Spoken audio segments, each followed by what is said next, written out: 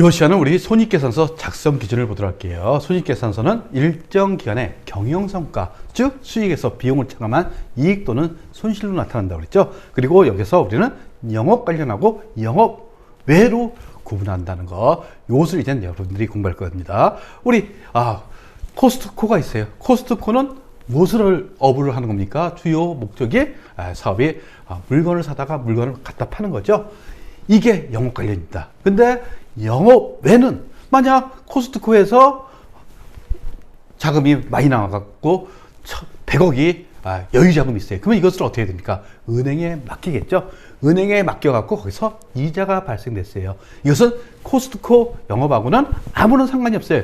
이런 것을 우리는 영업의 손익이라고 합니다. 대표적인 게 우리 배웠어요. 이자 수익하고 이자 비용. 이게 영업의 손익이 되는 거예요. 그리고 우리가 공부하는 것은 상품 매매 기업이라고 그랬죠. 상품 매매 기업이라고 했으니까 영업 관련하고 영업의 손익을 여러분들이 구분하실 줄 아셔야 돼요. 그러면 손익계산서 양식이 이렇습니다. 손익계산서 보시면 1월 1일부터 12월 31일까지 일정 기간 나타나죠. 그리고 회사명, 단위, 원 이렇게 됐어요.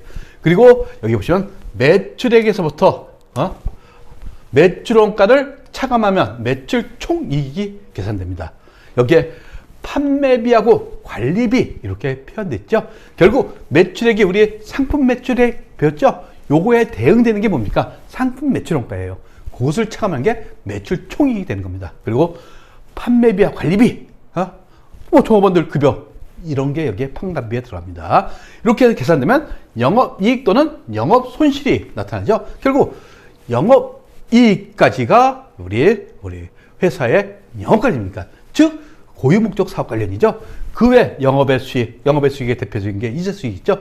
그리고 영업의 비용의 대표적인 게 이자 비용이 있어요.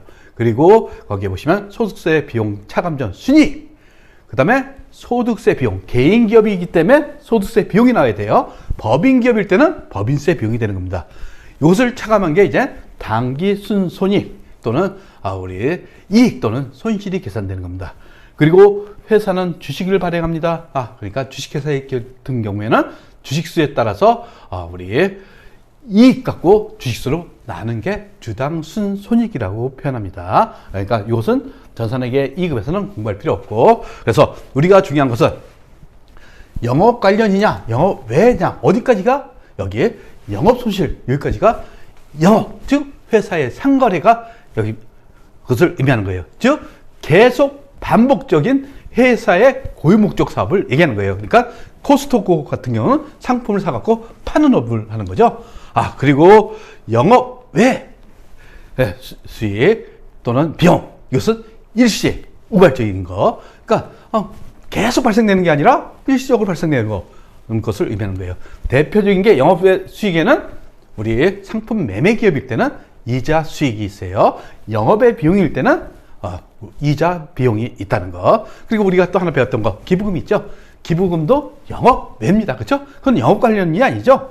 그렇게 해서 우리 손익계산서를 작성한다는 것을 알고 계시면 되겠어요. 그래서 손익계산서 작성 기준 보시면 첫 번째, 구분 표시가 아니라 구분 계산이에요. 왜?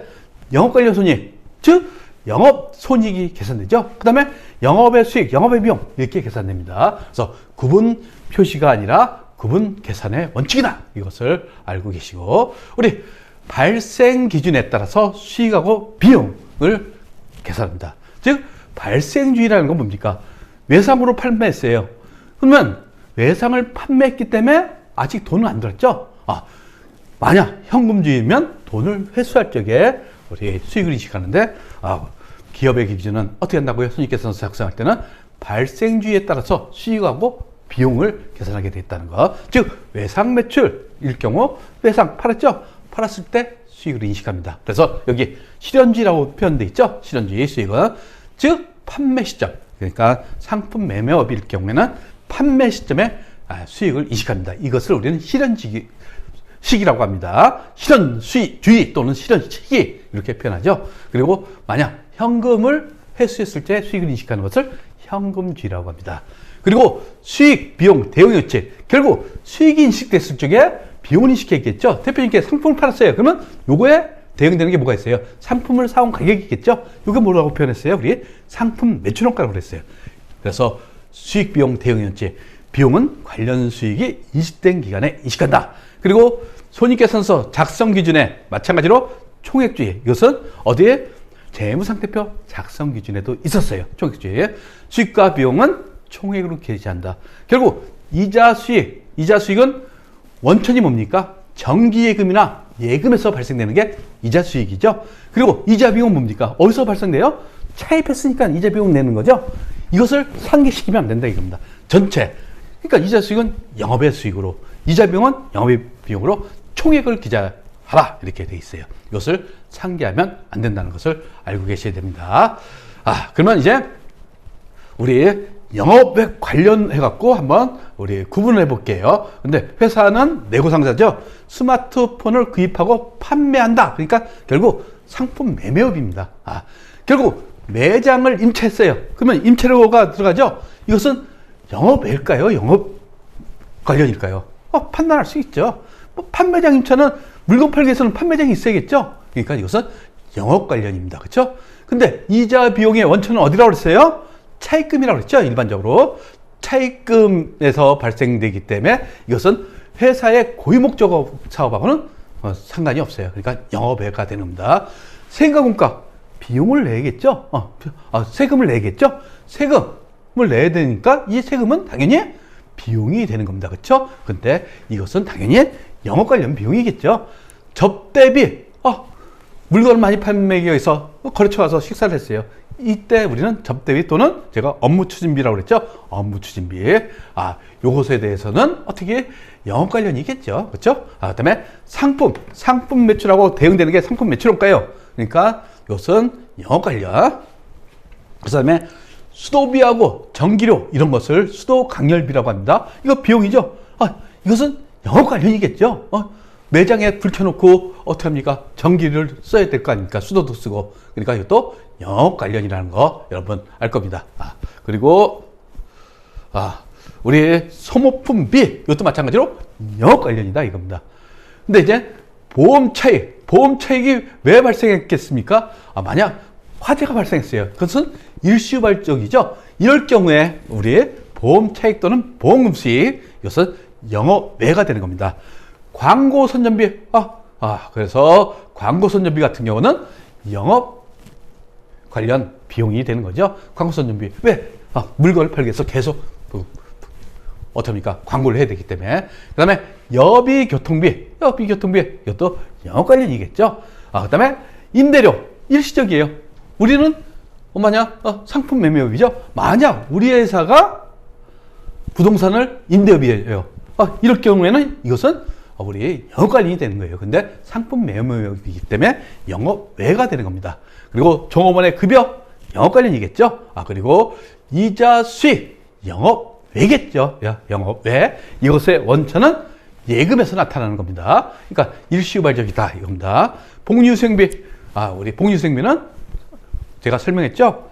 종업원들의 그 경조금 사업이나 이런 것을 회사에서 내줄 때 하는 겁니다. 이것은 당연히 영업 관련 비용이 되는 겁니다. 그리고 다음 보시면 우리 상품 매출. 이것은 상품 매출, 매매 있는 거죠. 매출에. 이것은 영업 관련이겠죠. 유용자산을 처분했어요. 차량을 처분했다.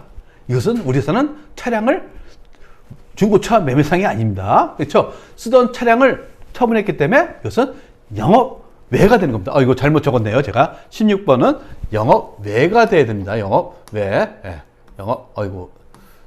외가 되는 겁니다. 외. 이것을 잘못 적었습니다. 영업외. 그 다음에 도서인쇄비. 도서인쇄비. 종업원들의 교육을 위해서 책을 샀어요. 이럴 경우 당연히 이것은 영업 관련 비용이 되는 거예요. 통신비.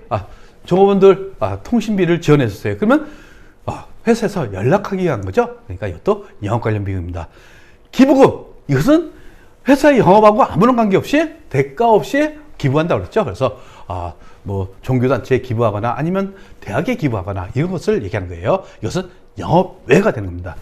교육훈련비. 이것은 종업원들 교육하고 나서 들어가는 비용을 의미한 거죠. 왜 교육시키겠어요? 종업원들을 우수한 종업을 만들어 갖고 더 상품을 많이 팔게 하기 위해서 교육을 시키겠죠. 이것은 영업 관련입니다.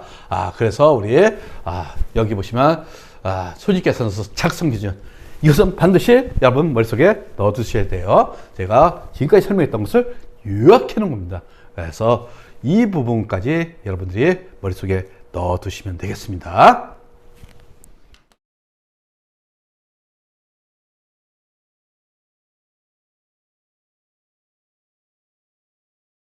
구독과 좋아요는 우리에게 큰 힘이 됩니다.